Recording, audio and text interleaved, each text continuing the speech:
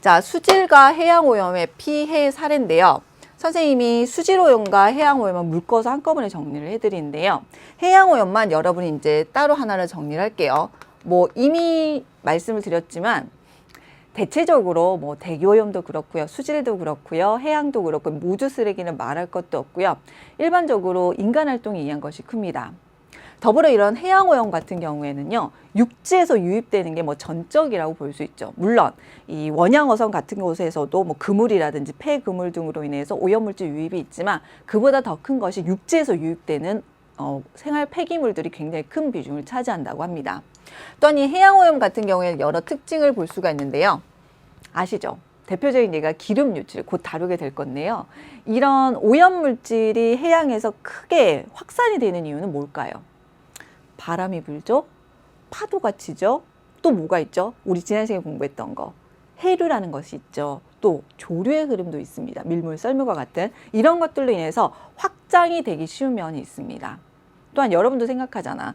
그 우유 이렇게 바다에 넣으면서 뭐 요 정도쯤은 생각이 되죠. 실제로는 그렇지 않은데 지난 시간에 좀 된장국 200ml 정화하는데 얼마의 물이 필요한지 말씀을 드렸잖아요. 이 원체 바다가 넓고 깊다 보니까 이 엄청난 유량 때문에 뭐 이 정도쯤은 생각하는 경우가 많습니다. 실제로는 그렇지 않습니다. 똑같은 비중이죠. 그래서 그런 것들이 해양 오염을 더 크게 유발시키는 특징입니다. 좁은 면적에서 오염이 되더라도 확산 위험이 크다는 것, 육지에서 유입되는 게 대부분이라는 거, 그리고 엄청난 유량 때문에 생각보다 사람들이 뭐 이 정도쯤은 알고 생각하는 오염도에 대해서 간과하기 쉬운 면이 있다는 거, 그런 특징으로 해양 오염의 특징을 규정하시면 되고요. 선생님이 수질 오염과 해양 오염의 피해 사례는 똑같이 묶어드립니다. 그러니까 수질이 결국 해양이라고도 생각을 하시면 돼요. 그래서 오염 사례들을 짚어드릴게요. 첫 번째는 중금속 오염입니다. 선생님이 지금 체크하는 두 경우가 중금속에 의한 오염입니다. 더 많죠. 근데 우리는 이제 소위 말해서 교과서에 실려 있는, 그리고 시험에 나오는 대표적인 중금속 오염에 대해서만 언급하겠습니다. 첫 번째는 카드뮴이고요. 두 번째는 수둔입니다. 둘 다 중금속 오염이라고 보시면 됩니다. 두 사례 모두 일본이라고 보시면 돼요.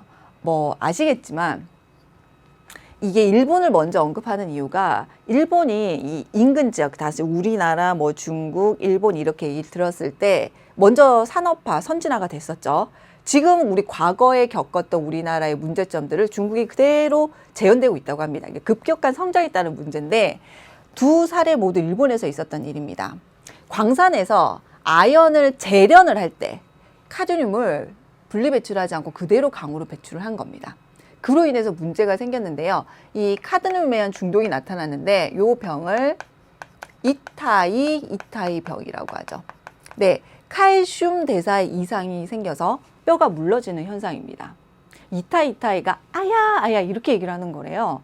뭐 한 번씩 들어보셨겠지만 이 카드뮴 중독으로 칼슘 대사 이상이 생기면요, 액치하고 재채기만 해도 뼈가 부서진대요. 정말 아팠겠죠. 네, 그게 대표적인 카드뮴 중독으로 인한 병, 이타이 병입니다.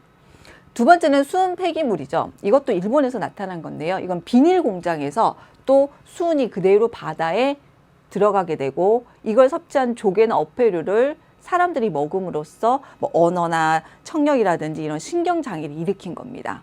네, 바로 생물농축 현상이 일어난 거죠. 이때는 여기 조개나 어류를 섭취했다. 이때 나타난 병이 미나마타 병입니다. 미나마타 현에서 나타나서 미나마타 병이라고 하는데요. 신경장애가 일어나는 경우입니다. 그래서 뭐 아시겠지만 카드뮴, 이타이, 그 다음에 수은, 그 다음에 미나마타, 이걸 헷갈리지 않고 정리해 두셔야 되는데요. 이렇게 수미 이렇게 연결돼요. 수미 감자칩 들어보셨죠? 수미 감자칩이 특정 브랜드가 아니고요, 여러분. 수미라는 감자 종이 있대요. 그래서 이렇게 하나만 정리해 두시면 요건 헷갈리지 않을 겁니다. 뭐 아시겠지만 납 중독, 훨씬 많은 중금속 중독 현상이 있지만 요 정도 사례만 기억해 두시면 됩니다. 자, 여기서 꼭 기억해야 되는 거, 부영양화. 영양이 과하다는 겁니다. 여기서 영양이 과할 수 있는 이유는 영양염류 때문이죠. 또 여러분이 여기서 알아야 될 영양염류는 어떻게 된 거예요? 네, 육지에서 유입된 세제나 비료나 분뇨 등으로 인해서 과잉 공급되는 질소나 인, 화합물입니다. 아시겠죠? 그로 해서 영양이 너무 많아지면 이 영양염류를 섭취하는 식물성 플랑크톤이 급증하게 되고요. 이 플랑크톤이 색을 발현하는 것이 적조와 녹조입니다. 아시겠지만 이 영양염류는 어디서 공급되는 거? 여러분 육지에서 공급되는 겁니다. 그 영양염류로 인해서 부영양화가 나타나고 이런 현상이 나타나기 때문에 바다의 적조 현상은요, 먼바다에서 나타나는 게 아니겠죠. 예, 연안에서 나타나는 겁니다. 그리고 사실 이 녹조나 적조가요, 굉장히 광범위하게 요즘에는 최근 들어서 나타나기 때문에 빠른 시간 내에 사람들의 인력으로는 좀 힘들고요. 보통 태풍과 같은 강풍과 폭우를 동반한 게 올 때나 돼서야지 좀 해제가 되는 편입니다. 굉장히 심각한 편이죠. 뭐 과정은 꼭 모르셔도 되는데 식물성 플랑크톤은 수명이 짧아요. 그래서 빨리 사멸하면 이런 유기물을 분해하느라고 산소를 소비하게 될 것이고, 그럼 이걸 다 소비하고 나면 이제 혐기성, 산소호흡을 하지 않는 박테리아 등을 들 수 있겠죠. 이걸로 인해서 분해하게 되면 어패류가 폐사하고 양식업과 해양 생태계에 피해를 준다는 것. 기본적으로 부영양화로 해서 적조와 녹조가 나타나면 용존 산소량 DO 값이 감소한다는 겁니다. 유기물을 분해해야 되니까. 마찬가지 BOD는 증가한다고 볼 수가 있겠죠. 적조 역시 많이 언급되기 때문에 꼭 기억해 두도록 합니다. 영양염류, 부영양화, 적조, 녹조, 결과적으로 비호값 감소, BOD 증가 기억하시면 되겠습니다. 자, 다음 사례는요, 해양오염에서만 좀 눈여겨볼 수 있는 기름 유출입니다. 기름 유출 사고. 주로 강보다는 이제 해양에서 이런 사례가 많은데 우리나라 아픔이 있죠. 2007년에 태안의 기름 유출. 변산반도 그쪽 라인으로 굉장히 했었죠.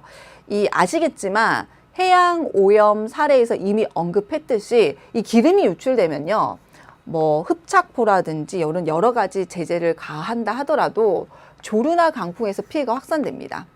뭐 결과적으로 앞서와 마찬가지로 어패류 폐상, 양식장 황폐화 뭐 이런 것들을 생각을 볼 수가 있는데요.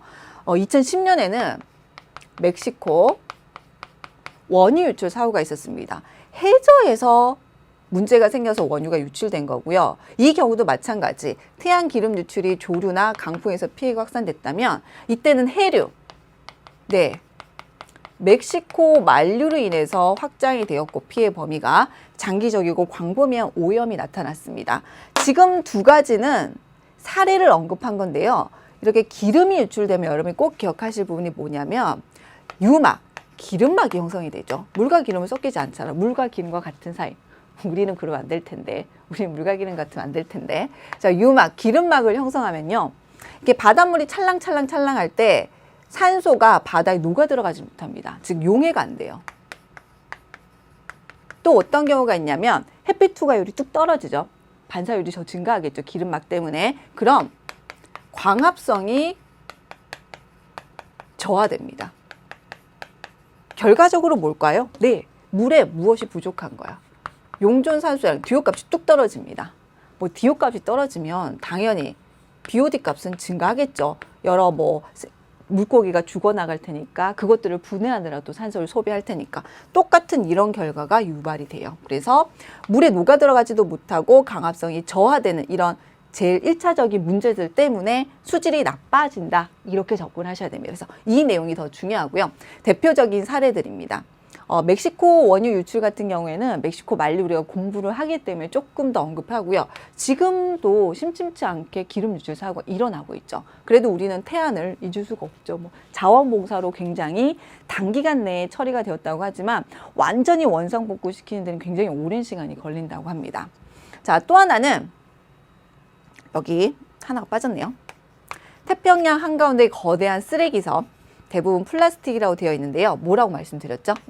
플라스틱 아일랜드, 쓰레기 섬이라고 해서 우리 해류, 표층해류에 순환할 때 말씀을 드렸었죠. 요건 그림을 보면서 좀 정리해 드릴게요. 한번 봤던 기억 나십니까? 끝내주는 유형할 때 언급해 드렸는데. 앞서 멕시코 기름 유출 사고 여기서 나타난 겁니다. 여기 뭐가 있죠? 요 C가 멕시코 만류죠. 그래서 해양오염 같은 경우 대표적인 굉장히 특이한 사례가 기름 유출이 있는데 이 사례에서 여러분이 좀 생각할 건 맨 처음에 해양오염의 특이성 설명했듯이 바람, 그 다음에 해류, 조류 이런 것들로 인해서 오염 범위가 확장이 된다는 그런 문제점이 있다는 거 기억하시면 되겠습니다. 지금 대표적인 쓰레기 섬이 P 지점인데요. 여기가 하와이 부근입니다. 육지에서 유입되는 여러 쓰레기가 해류의 흐름이 약한 지점에 모이는 거예요. 근데 대부분 뭐 종이라든지 뭐 식물 뭐 이런 것들은 분해가 될 거 아니에요. 시간은 오래 걸리겠지만. 근데 이렇게 쓰레기가 유속이 느린 곳에 모일 수 있다는 건, 그래서 인공위성에서 촬영했을 때 섬처럼 보이기까지 한다는 건 썩지 않는다는 거죠. 그래서 플라스틱입니다. 플라스틱. 그래서 플라스틱 아일랜드라고도 얘기를 해요. 그리고 실제로는 가장 대표적인 게 하와이 부근의 지금 P 지점인데요. 여기 말고 일본 부근에도 또 쓰레기 섬이 있다고 합니다. 100% 우리 잘못이죠. 아시겠지만 지금 보시는 P 지점은 태평양 북아열대 순환, 그 중에서도 흐름이 약한 곳이죠. 즉 크로시오 해류, 북태평양, 캘리포니아, 그리고 북적도, 이 해류들이 만드는 북아열대 순환에서 흐름이 느린 지점, 대표적인 P 지점에서 쓰레기들이 모여서 쓰레기 섬을 형성하는 것들입니다. 요즘에도 큰 문제가 되고 있죠. 그래서 하와이 백사장에도 아주 조그만 쓰레기, 플라스틱들이 굉장히 많다고 하고요. 어떤 물고기는 좀 사이즈가 크겠죠. 그 물고기는 몸에 플라스틱 조각 84조각이 발견되기도 했대요. 문제가 큽니다. 우리가 크게 반성해야 되죠.